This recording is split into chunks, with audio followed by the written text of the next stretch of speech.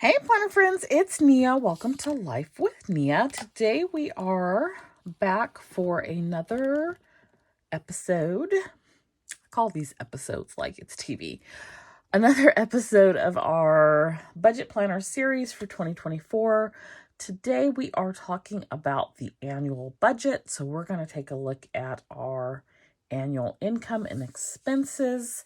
The reason I like to do the annual budget is because I think it's a good idea, and it's important to see like how much money do you have coming in and how much do you have going out for expenses. And then I like to look at what that amount is monthly, what it is for a 3-month period, and then what it is for a 12-month period, which is the annual amount.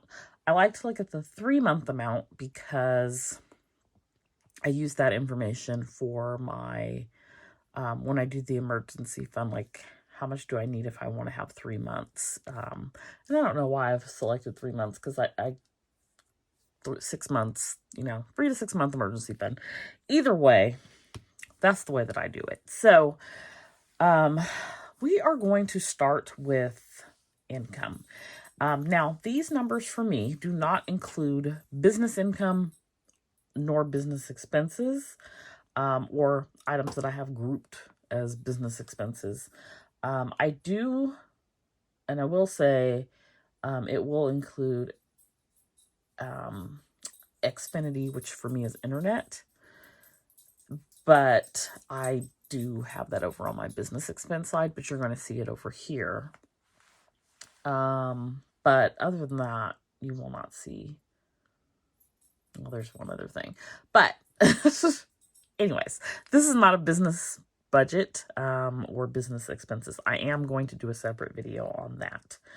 And I think I captured everything. That was one thing. I felt like I was leaving something out. I had way less things this time than I had last year, and that just may be because I paid off quite a bit of debt and various creditors last year in 2023. So I that just may be why I have less of them. But yeah, that's where we're at. So let me start with a little story time. I work for the state of California. I'm paid one time per month. So I'm estimating my salary for starting with January. We had a 3%, what we call GSI. It's like cost of living. It's really not a raise. And that is effective July of 2023. However, it's not been seen in our check yet. It's retroactive.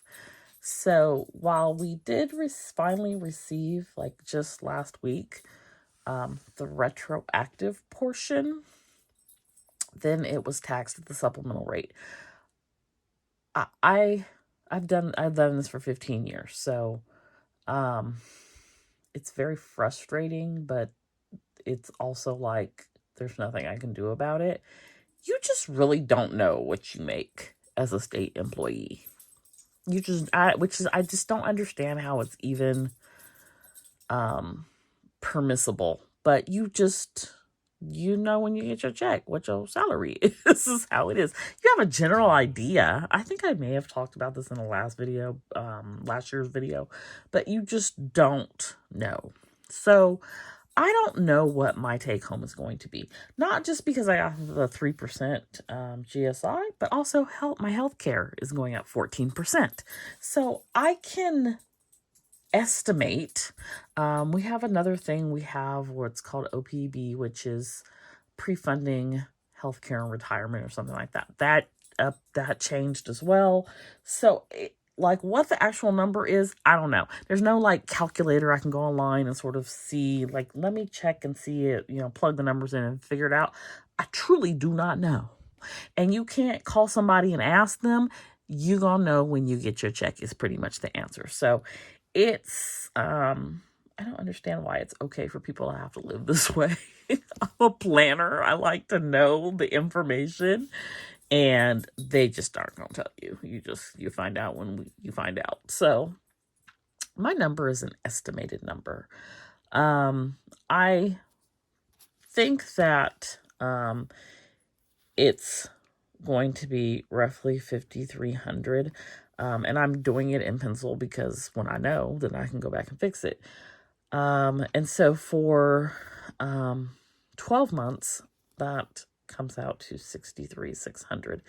Now, I also should get another 3% in July, so that would be it'll be effective July. I won't see it until August. But nothing else will go up. Like healthcare won't change. So that one should be pretty straightforward, but I'm not even factoring that in because I don't know what I'm factoring it to.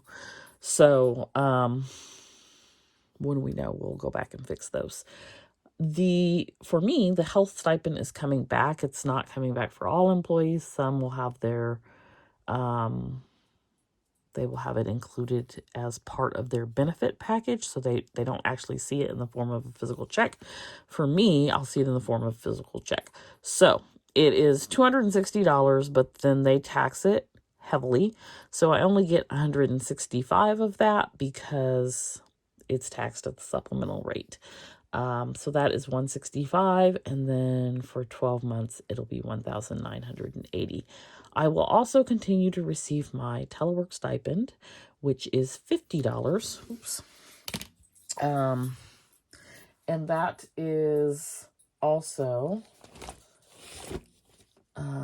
taxed at the supplemental rate. So I only actually get, that's why it's good to do this in pencil, I only actually get $31. So that'll be $372 for the year. I will not be able to do leave buyback this year, which was about $2,200 to $2,500. And that is because it has been canceled. If you're in California or you've, I don't know if it's national news or not, but they've talked about we are in a budget deficit. So 69 billion with a B short. And so this is one of the programs that was canceled. In addition to that, there is talk of furloughs on the table. So generally, when we have had furloughs, with the exception of one time, it is a 10% pay cut. There was one time where it was 15%. So I could lose 10% of this. And it's not 10% of this number. This is my take home. It's 10% of my net or my gross. So it's actually higher than that. And then, unfortunately, furlough doesn't mean not working for us. You still work. You just don't get paid the correct amount. So that's where life is lifing right now. We're going to work off of this number and hope for the best, and continue with our business things and see if we can come out of 2024 unscathed. So I've got my annual expenses or my expenses listed out here, and we will go through all of those. What I'm gonna do here is this column will be 3 months, and then this column will be 12 months. And I think I listed everything. If y'all think of something that I maybe didn't list, let me know down in the comments. So first is home, and for that it is $1,875 a month. And then I'm not going to say all these numbers, but here are the 3-month and 12-month amounts. Utilities, this is water, sewer, trash. That is $175 a month. And then electricity is $150. And it's not $150 every month. Some months are a little higher, some months are a little lower, but that is my average. Gas, also, this is gas for my home, not my vehicle. Again, not necessarily 30 every month. That's an average. So,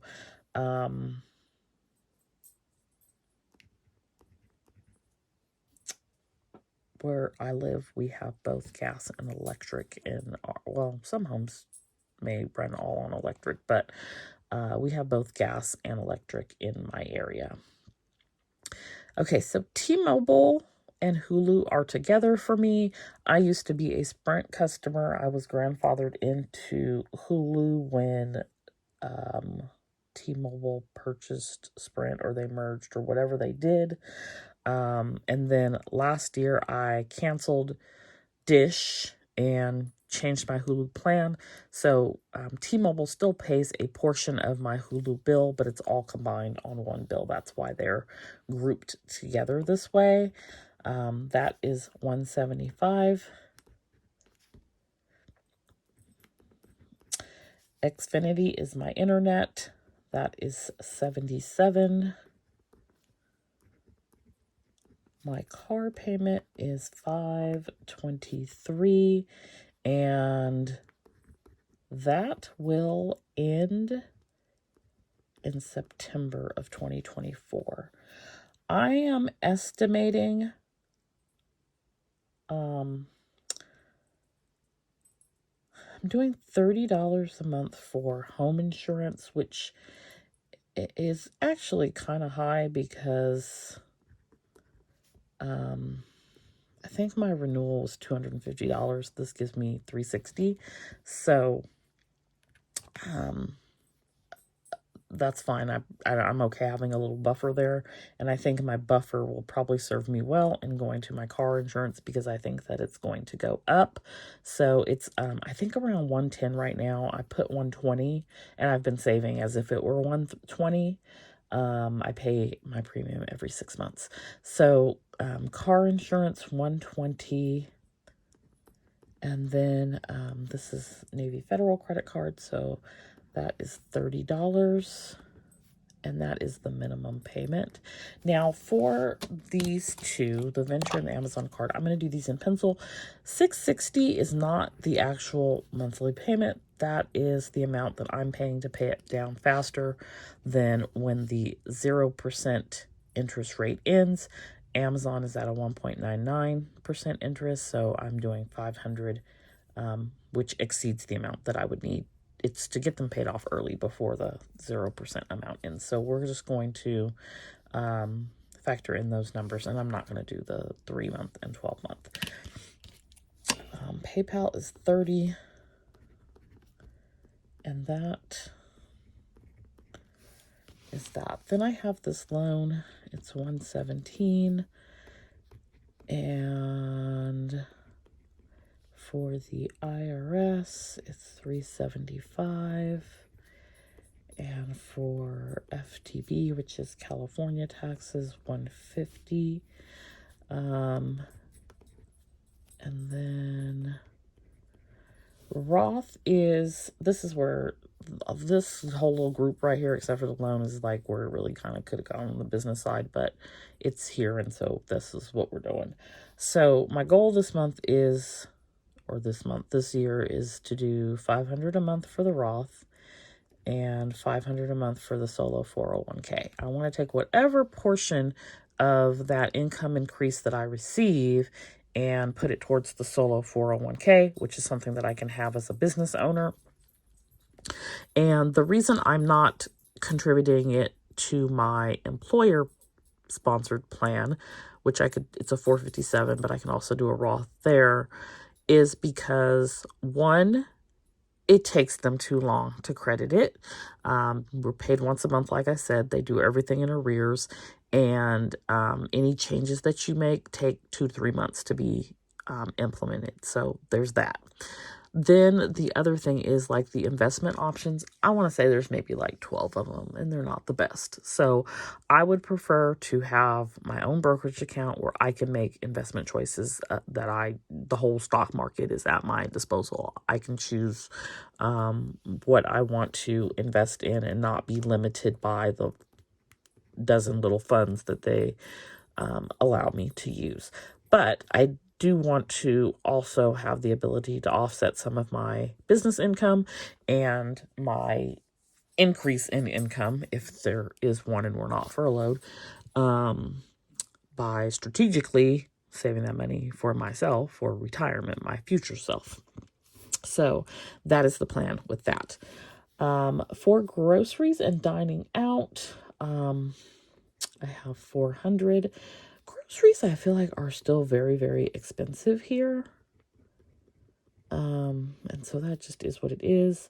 I think I'm going to be driving more. So I had a very, very low amount for gas in 2023. I'm going to up that to 100 a month in 2024. Then subscriptions. This is Cloth and Paper, both stationery and estate, Nora's Cove, the budget box, the lettering box, Wax Seal Club. I believe that's all of my subscriptions. So some of them are quarterly, but $235 is what it averages out to per month. Then for my cash envelopes and sinking funds, so you saw that video, hopefully. If not, it's all on a playlist, so you can go back and check it out. That amount was $685, and that includes all of the sinking funds that I have, what do you call it, designated, set up for 2024. And let's see.